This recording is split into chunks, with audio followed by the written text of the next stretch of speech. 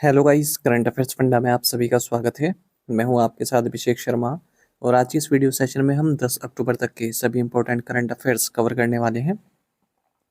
हमेशा की तरह आप इस वीडियो को अंत तक जरूर देखिएगा। आज भी आपको काफ़ी कुछ जानने के लिए मिलेगा।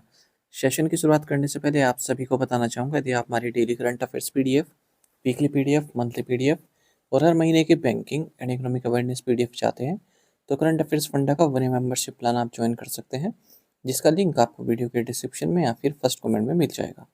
आपको बता दें, इस 1 मेंबरशिप प्लान के तहत जितना भी हमारा पीडीएफ कंटेंट है वो हम आपको 1 साल तक के लिए प्रोवाइड कराते हैं, जिसे आप डाउनलोड कर सकते हैं, प्रिंट आउट भी निकलवा सकते हैं। इसके लिए चाहे तो आप करंट अफेयर्स फंडा ऐप को यूज़ कर सकते हैं या फिर अपने लैपटॉप या सिस्टम की मदद से वेब लॉगिन भी कर सकते हैं। कोई भी आपका एग्जाम हो, बैंकिंग, एसएससी, रेलवे या फिर स्टेट पीसीएस, जहाँ पर भी जनरल अवेयरनेस या करंट अफेयर्स पूछे जाते हैं, सभी एग्जाम्स के लिए हमारा पीडीएफ कंटेंट काफ़ी यूज़फुल है। इस पीडीएफ कोर्स में हम आपको RBI circulars, financial awareness, digital awareness, banking awareness, general and economic awareness सब कुछ प्रोवाइड करा रहे हैं। इस बार आईबीपीएस प्योर रिक्रूटमेंट नोटिफिकेशन 2025 में आपने देखा भी होगा कि मेंस एग्जाम के सिलेबस में जनरल अवेयरनेस सेक्शन के साथ साथ आरबीआई सर्कुलर्स टॉपिक भी मेंशन है। तो यहाँ से क्वेश्चंस पूछे जाएंगे, आपको पढ़कर जाने हैं। अब आरबीआई सर्कुलर्स आप आरबीआई की वेबसाइट से पढ़ सकते हैं, वहाँ पर अवेलेबल रहते हैं। पर क्योंकि आप एस्पिरेंट्स हैं, आपके लिए ये काफ़ी टाइम कंज्यूमिंग हो जाएगा, क्योंकि आरबीआई सर्कुलर्स काफ़ी लेंथी होते हैं। फाइनेंशियल और इकोनॉमिक टर्म्स भी उनमें यूज़ होते हैं, तो आपको समझने में समय लग सकता है और आपको बाकी सब्जेक्ट्स को भी समय देना है। तो करंट अफेयर्स फंडा ने ये काम आपके लिए आसान कर दिया है। हमने क्या किया है, जितने भी आरबीआई सर्कुलर्स हैं पिछले 5-6 महीनों के, उन्हें काफ़ी ईजी लैंग्वेज में पीडीएफ फॉर्मेट में रेडी किया है। तो जितने भी रेलेवेंट फैक्ट्स एंड फिगर्स हैं सब कुछ इंक्लूड किया गया है और जो इरेलीवेंट थिंग्स हैं उनको हटा दिया गया है। इससे क्या हुआ है, जो आरबीआई सर्कुलर्स हैं वो काफ़ी शॉर्ट हो गए हैं और जो महत्वपूर्ण पॉइंट्स हैं वो हाईलाइट हो चुके हैं। साथ ही हर आरबीआई सर्कुलर के साथ आपको एमसीक्यूज भी मिल जाएंगे प्रैक्टिस के लिए। तो ये सी पीडीएफ कोर्स में हम प्रोवाइड करा रहे हैं। बाकी बैंकिंग अवेयरनेस कोर्सेज में इंक्लूड है, पहले हम अलग से देते थे लेकिन अब इसी कोर्स में इंक्लूड कर दिया हमने। कंप्लीट बैंकिंग अवेयरनेस पढ़ाया गया है, न केवल आपके बैंकिंग मेंस एग्जाम के लिए, बल्कि अगर आप बैंकिंग इंटरव्यूज़ देते हैं जैसे आईबीपीएस पीओ, आरआरबी पीओ और SBI PO, even RBI grade B, तो इन इंटरव्यूज़ में जो बैंकिंग नॉलेज आपसे पूछी जाती है उससे भी आप आंसर कर पाएंगे इस कोर्स को पढ़कर। एसएससी, रेलवे, स्टेट पीसीएस जैसे एग्जाम्स में जो इंडियन इकोनॉमी क्वेश्चंस पूछे जाते हैं उन्हें भी आप कर पाएंगे, क्योंकि कंप्लीट इंडियन इकोनॉमी इसमें पढ़ाई गई है। और इंश्योरेंस सेक्टर से संबंधित भी एक चैप्टर इसमें डेडिकेटेड है, ताकि इंश्योरेंस की बेसिक्स आपकी क्लियर हो जाएं।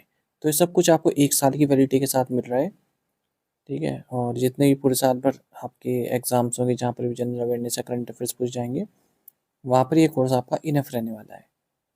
तो मिलेगा कहाँ पर, करंट अफेयर्स फंडा ऐप पर। ऐप का लिंक वीडियो के डिस्क्रिप्शन में दिया गया है और फर्स्ट कमेंट में भी पिन कर दिया गया है। तो लिंक पर क्लिक कीजिए, ऐप को इंस्टॉल कीजिए, लॉगिन करने के बाद ये कोर्स आप बाय कर पाएंगे। फिर भी कोई डाउट अगर आपका रहता है तो हमारा कस्टमर केयर नंबर है 8448169188, इस पर आप कॉल कीजिए या फिर व्हाट्सएप करके भी जानकारी प्राप्त कर सकते हैं। तो बिना किसी देरी के शुरुआत करते हैं इस वीडियो सेशन की। सेशन की शुरुआत हमेशा की तरह क्वेश्चन ऑफ द डे से करेंगे, जिसका आंसर आपको अभी कमेंट बॉक्स में करना है। पूछना है कि सालसेट द्वीप किस राज्य में स्थित है। Salcete island is located in which state. Options हैं उड़ीसा, गुजरात, तमिलनाडु या फिर महाराष्ट्र। जल्दी से आंसर कर दीजिए, फिर हम आगे बढ़ते हैं। और इसी तरह के क्वेश्चन यदि आप प्रैक्टिस करना चाहते हैं तो मैं टेलीग्राम पर जरूर ज्वाइन कीजिएगा। करंट अफेयर्स फंडा नाम से हमारा टेलीग्राम चैनल है।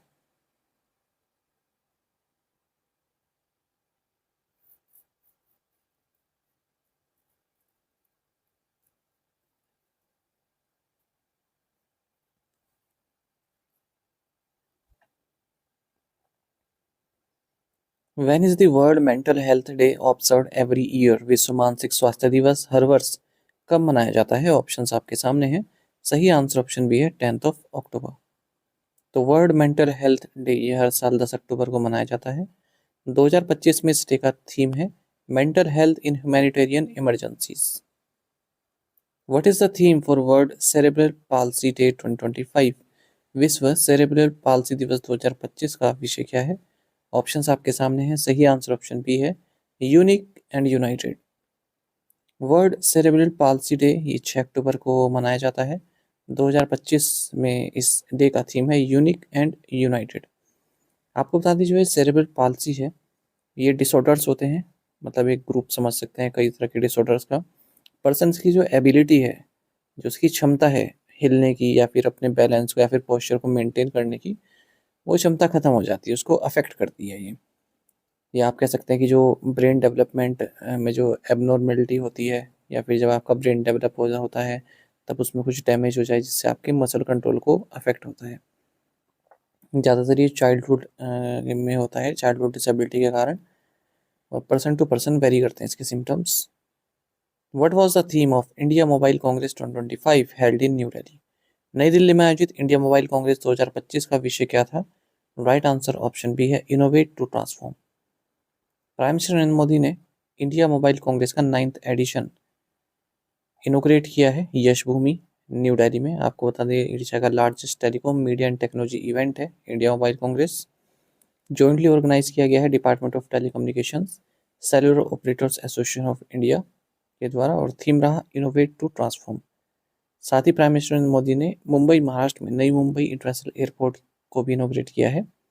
वापस आते हैं इंडिया मोबाइल कांग्रेस पर ही। Union minister for communication Jyotiraditya M Scindia, इन्होंने SATCOM summit on space networks for universal connectivity, इसको इनोग्रेट किया है इंडिया मोबाइल कांग्रेस 2025 में। साथ ही ये होता है कि इंडिया की जो स्पेस इकोनॉमी है ये 44 बिलियन यूएस डॉलर तक पहुंच जाएगी 2033 तक। 2035 में हम अपना भारतीय अंतरिक्ष स्टेशन सेटअप करेंगे। 2040 तक कोई इंडियन एस्ट्रोनॉट भी लैंड करने वाला है मून पर। For what field of study was the 2025 Nobel prize in physics awarded? 2025 का भौतिकी का नोबेल पुरस्कार किस अध्ययन क्षेत्र के लिए दिया गया है? राइट आंसर ऑप्शन सी है quantum physics. John Clarke United Kingdom से, Michel S H Devoret France, John M Martinis US. ये 2025 का नोबेल प्राइज इन्होंने जीता है फिजिक्स में। क्वांटम फिजिक्स से संबंधित कुछ एक्सपेरिमेंट इन्होंने किए हैं जिससे कि नेक्स्ट जनरेशन जो डिजिटल टेक्नोलॉजीज हैं उनके डेवलपमेंट में सहायता मिलने वाली है। इनका फोकस एक फिनोमेना पर भी रहा जिसको बोलते हैं क्वांटम टनलिंग। इन्होंने एक ऐसा इलेक्ट्रिकल सर्किट बनाया जिसमें 2 सुपर कंडक्टर्स और जॉफसन जंक्शन है ताकि क्वांटम फिनोमेना को और एक्सप्लोर किया जा सके। क्वांटम फिजिक्स का मतलब होता है कि आप काफ़ी टाइनीस्ट चीज़ों को समझ रहे हैं। जैसे आप कह सकते हैं एटम हो गया, प्रोटॉन, इलेक्ट्रॉन, न्यूट्रॉन, इनको आप समझ पा रहे हैं। लाइट हो गया। अब जैसे एक तो क्लासिकल फिजिक्स होती है, हम समझते हैं कि जैसे फ्रिक्शन हो गया, ठीक है, और किसी गेंद को ऊपर उछालो तो वो नीचे आ जाती है ग्रेविटी के कारण, ये क्लासिकल फिजिक्स हो गया। लेकिन जब आप इन्हें किसी टाइनिस्ट थिंग्स पर लगाते हैं, जैसे पार्टिकल्स हो गया, है ना, कण हो गए और अणु हो गए और ये सब जो भी होता है, इलेक्ट्रॉन, प्रोटॉन, इन पर लगाते हैं, ठीक है, तब किस तरह से आप इनको समझ सकते हैं फिजिक्स को, क्लासिकल फिजिक्स को, ठीक है, तो उसी को बोलते हैं क्वांटम फिजिक्स, जब आप टाइनिस्ट थिंग को समझने की कोशिश करते हैं। Nobel prize, Nobel physics prize royal Swedish academy of sciences द्वारा दिया जाता है। 11 मिलियन स्वीडिश क्रॉन्स यानी कि 1.2 मिलियन यूएस डॉलर दिया जाता है, और ये तीनों ही शेयर करेंगे आपस में। नोबेल प्राइज को इस्टेब्लिश किया गया था अल्फ्रेड नोबेल विल के द्वारा, और 1901 से ही दिए जा रहे हैं साइंस लिटरेचर पीस में। इकोनॉमिक्स को बाद में ऐड किया गया था। The 2025 Nobel prize in chemistry has been awarded for the development of which material? रसायन विज्ञान में 2025 का नोबेल पुरस्कार किस पदार्थ के विकास के लिए दिया गया है? राइट आंसर ऑप्शन डी है metal organic frameworks, MOF। 2025 Nobel prize in chemistry, ये सुसुमा कितागावा जो कि क्योटो यूनिवर्सिटी से हैं, रिचर्ड रॉब्सन जो कि यूनिवर्सिटी ऑफ मेलबर्न से हैं, ओमर एम यागी जो कि यूनिवर्सिटी ऑफ कैलिफोर्निया से हैं। इन्हें दिया गया है किस लिए? मेटल ऑर्गेनिक फ्रेमवर्क के डेवलपमेंट के लिए। मेटल ऑर्गेनिक फ्रेमवर्क, इसके कंस्ट्रक्शन से अब ये फ़ायदा होगा कि आप हार्वेस्ट वाटर को भी हार्वेस्ट कर सकते हैं डेजर्ट एयर से, रेगिस्तान की एयर से। कार्बन डाइऑक्साइड को कैप्चर कर सकते हैं, टॉक्सिक गैसेस को स्टोर कर सकते हैं, केमिकल रिएक्शंस को कैटेलाइज कर सकते हैं, और इन तीनों ही केमिस्ट को फिर से 11 million Swedish crore prize money मिलेगी, यानी कि लगभग 10 करोड़ रुपए सब शेयर करेंगे आपस में। Which of the following scientist is not among the 2025 Nobel medicine laureates? निम्न में से कौन सा वैज्ञानिक 2025 के नोबेल चिकित्सा पुरस्कार विजेताओं में शामिल नहीं है? राइट आंसर ऑप्शन भी है कैटलिन कैरिको। तो 2025 नोबेल प्राइज इन फिजियोलॉजी, या फिर मेडिसिन, ये मैरी ई ब्रोंको को दिया गया है जो यूएस से हैं। फ्रेड रामस्टेल को दिया गया है, ये भी यूएस से हैं। शिमोन साकागुची जापान, इनको दिया गया है। इनकी जो डिस्कवरीज रही हैं पेरिफेरल इम्यून टॉलरेंस को लेकर, उससे संबंधित है। आप देखेंगे नोबेल प्राइज यूएस और जापान के लोगों को काफ़ी मिलता है। अच्छा, इन्होंने जो इम्यून सिस्टम होता है ना, उसके जो सिक्योरिटी गार्ड्स होते हैं जिन्हें हम रेगुलेटरी टी सेल्स बोलते हैं, इन्हें आइडेंटिफाई किया है। तो इससे रिसर्च का एक और क्षेत्र खुल गया है। Their pioneer work on peripheral immune tolerance revealed how a special class of immune cells, known as regulatory T cells, acts as a guardians against autoimmune disease। जो autoimmune disease होती हैं तो उससे हमें प्रोटेक्ट करता है ये T cells, regulatory T sales, immune cells भी इन्हें बोलते हैं। इनकी रिसर्च ने FOXP3 जीन को भी आइडेंटिफाई किया है और इसका जो रोल है रेगुलेटरी टी सेल्स के डेवलपिंग में, उसको भी उजागर किया है। Where was the fourth Kautilya economic conclave held? चौथा कौटिल्य आर्थिक सम्मेलन कहाँ आयोजित किया गया? राइट आंसर ऑप्शन बी है New Delhi. Institute of economic growth ने मिनिस्ट्री ऑफ फाइनेंस के साथ पार्टनरशिप में फोर्थ कौटिल्य इकोनॉमिक कॉन्क्लेव को ऑर्गेनाइज किया है और senior policy makers, economists, industry leaders, scholars इसमें पार्टिसिपेट किए हैं। इसको इनोग्रेट किया गया union minister of finance and corporate affairs Nirmala Sitharaman द्वारा न्यू दिल्ली में। थीम रहा seeking prosperity in turbulent times. The 68th Commonwealth Parliamentary Conference was held in which country? 68वां राष्ट्रमंडल संसदीय सम्मेलन किस देश में आयोजित किया गया? राइट आंसर ऑप्शन सी है बारबाडोस। देखिए, इंडियन पार्लियामेंट्री डेलीगेशन जिसकी अध्यक्षता लोकसभा स्पीकर ओम बिरला द्वारा की गई, इन्होंने 68th कॉमनवेल्थ पार्लियामेंट्री कॉन्फ्रेंस को अटेंड किया है ब्रिजटाउन बारबाडोस में। और जो लोकसभा के स्पीकर हैं ओम बिरला, इन्होंने जिस टॉपिक पर बात की वो है the Commonwealth a global partner. अगर हम बात करें इस कॉमनवेल्थ पार्लियामेंट्री एसोसिएशन की, इसकी स्थापना 1911 में हुई थी। इसका सेक्रेटरीट लंदन यूनाइटेड किंगडम में है। Which central symbol is featured in the India AI impact summit 2026 logo? Bharat AI impact summit 2026 के लोगो में कौन सा केंद्रीय प्रतीक दर्शाया गया है? राइट आंसर ऑप्शन डी है अशोक चक्र। तो गवर्नमेंट ऑफ इंडिया ने हाल ही में इंडिया एआई इम्पैक्ट समिट 2026 का लोगो अनवील किया है। ये जो समिट है ये 19-20 फरवरी 2026 में आयोजित की जाएगी भारत मंडपम न्यू दिल्ली में। जो लोगो है ये अजीत पी सुरेश द्वारा डिजाइन किया गया है। इस लोगो के सेंटर में आप अशोक चक्र को देखेंगे और साइड में आप देखेंगे न्यूरल नेटवर्क्स बाहर निकल रहे हैं। न्यूरल नेटवर्क्स आप समझ रहे हैं? देखिए लोगे, देखिए अशोक चक्र के आप, मतलब अगर हम अपने से देखें तो लेफ्ट हैंड में देखिए ये न्यूरल नेटवर्क्स निकल रहे हैं ना, जो कलर्ड है। How many kilometers will be added to the Indian Railways network under the newly approved 4 multi-tracking projects spanning 18 districts across 4 states? Maharashtra, Madhya Pradesh, Gujarat and Chhattisgarh. 4 राज्यों महाराष्ट्र, मध्य प्रदेश, गुजरात और छत्तीसगढ़ के 18 जिलों में फैली नई स्वीकृत 4 मल्टी ट्रैकिंग परियोजनाओं के तहत भारतीय रेलवे नेटवर्क में कितने किलोमीटर की दूरी जोड़ी जाएगी? राइट आंसर ऑप्शन है 894 किलोमीटर। तो union cabinet on economic affairs ने 4 मल्टी ट्रैकिंग प्रोजेक्ट्स को अप्रूव कर दिया है जो कि 4 स्टेट्स महाराष्ट्र, मध्य प्रदेश, गुजरात और छत्तीसगढ़ की 18 डिस्ट्रिक्ट में फैला है। और इससे इंडियन रेलवे नेटवर्क में 894 किलोमीटर और ऐड हो जाएगा। 24,634 करोड़ रुपये की लागत लगने वाली है। 2030-31 तक ये काम पूरा होगा। इन प्रोजेक्ट्स को देखें तो वर्धा भुसावल ये प्रोजेक्ट है महाराष्ट्र का, गोंडिया डोंगरगढ़ महाराष्ट्र छत्तीसगढ़, वडोदरा रतलाम गुजरात मध्य प्रदेश और इतारसी भोपाल पीना मध्य प्रदेश, ये लाइन प्रोजेक्ट्स हैं। NASA's Interstellar Mapping and Acceleration Probe (IMAP) mission is designed to map the boundaries of which region? NASA का interstellar mapping and acceleration probe mission किस क्षेत्र की सीमाओं को मानचित्र करने के लिए डिजाइन किया गया है? राइट आंसर ऑप्शन भी है द हेलियोस्फीयर। नासा का जो Interstellar mapping and acceleration probe है यानी कि IMAP, ये इस तरह का मिशन है जो हमारे हेलियोस्फीयर है उसकी बाउंड्रीज को तय करेगा। हेलियोस्फीयर क्या है? एक जायंट प्रोटेक्टिव बबल है जो सन द्वारा क्रिएट किया गया है और हमारे सोलर सिस्टम को इनकैप्सुलेट करता है, यानी कि एक तरह से इसको ढक कर रखता है। जो ये स्पेस क्राफ्ट है ये सन की एक्टिविटी को भी स्टडी करेगा और किस तरह से हेलियोस्फीयर बाउंड्री इंटरेक्ट करते हैं लोकल कलेक्टिव नेबरहुड से, उसके बारे में पता लगाएगा। तो ये जो पूरा मतलब जो स्पेस क्राफ्ट है इसको कैनेडी स्पेस सेंटर से भेजा गया फाल्कन 9 रॉकेट की मदद से।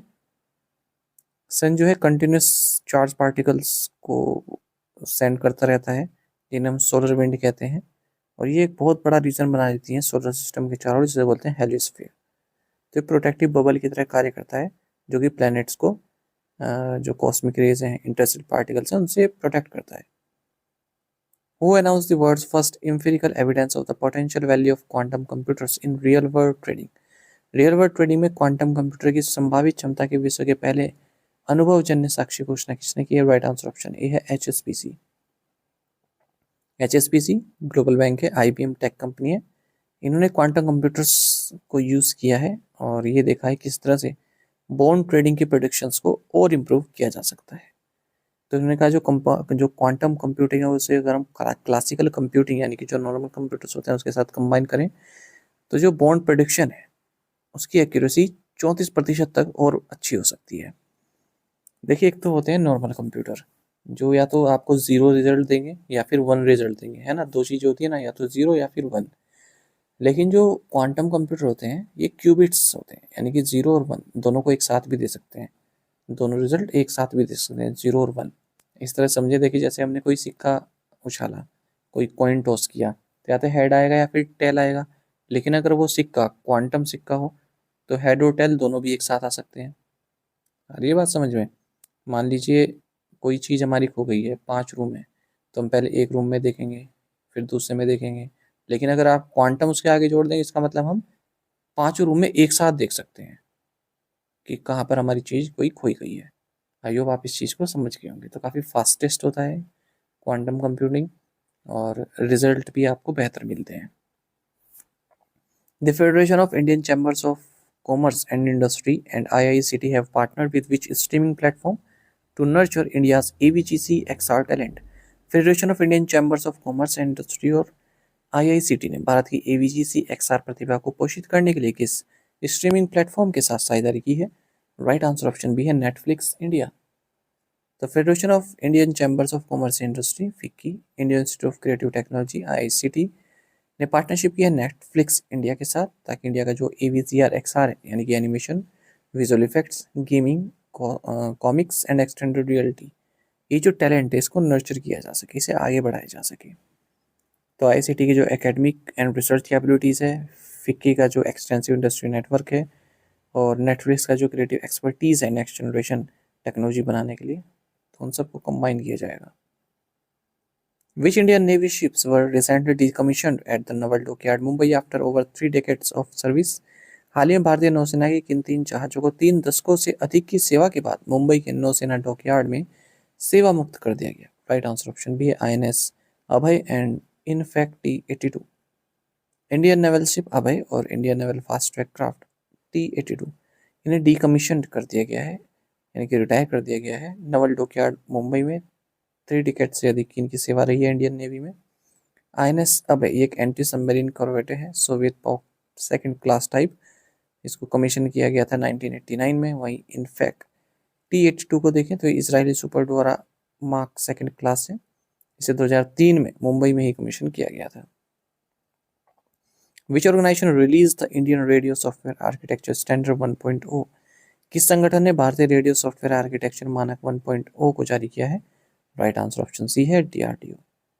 तो defence research and development organisation ने इंटीग्रेटेड डिफेंस स्टाफ IDS और ट्राई सर्विसेज के साथ मिलकर Indian radio software architecture standard 1.0 को रिलीज किया है, ताकि मिलिट्री कम्युनिकेशन में इंटर ऑपरेबिलिटी को इनेबल किया जा सके। IRS कॉम्प्रिहेंसिव सॉफ्टवेयर स्पेसिफिकेशन है सॉफ्टवेयर डिफाइंड रेडियोस के लिए।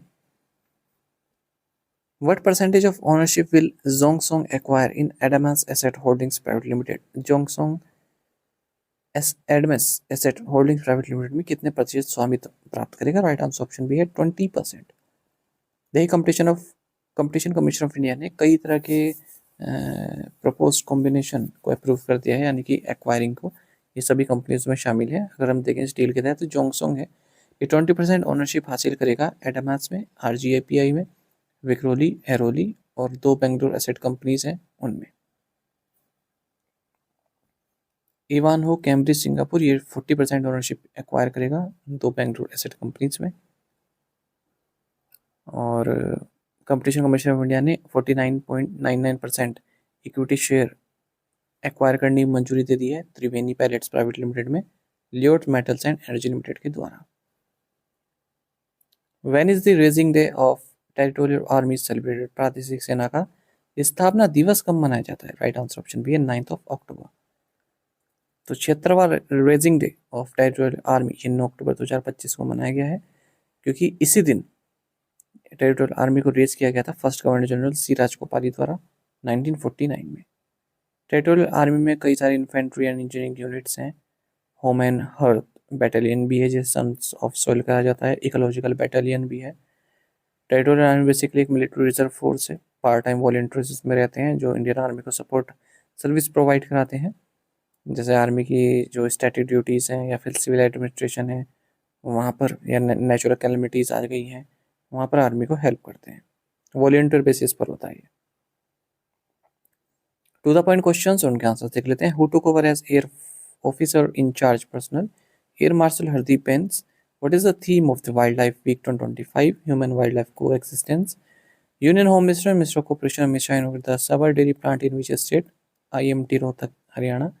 Which institute in partnership with MBAuniverse.com hosted the 15th Indian Management Conclave 2025? India Institute of Foreign Trade, New Delhi. The Cabinet Committee on Economic Affairs has approved opening of how many new Kendriya Vidyalayas under civil sector across the country? Answer is 57. आप में से कई students से बिल्कुल सही answer किया। इस तरह से पार्टिसिपेट करते रहिए। चलिए आज के असाइनमेंट क्वेश्चन देखेंगे, इनके आंसर आपको भी करने हैं कमेंट बॉक्स में। What is philately often refers to as the king of hobbies? Where will the Shanghai cooperation organisation SCO summit 2026 be held? Which country will host the Shanghai cooperation organisation summit 2027? Which country has renamed saint John's island on Google Maps as Zubeen Garg island? AU Small Finance Bank has launched its AU Cosmo credit card in partnership with which credit on UPI platform? इन पांचों questions के answer आपको comment box में करने हैं। यदि question का answer भी आता है वो भी आप अवश्य बताइएगा। साथ ही हमें टेलीग्राम पर जरूर ज्वाइन करें। करंट अफेयर्स फंडा नाम से हमारा टेलीग्राम चैनल है। Thank you guys.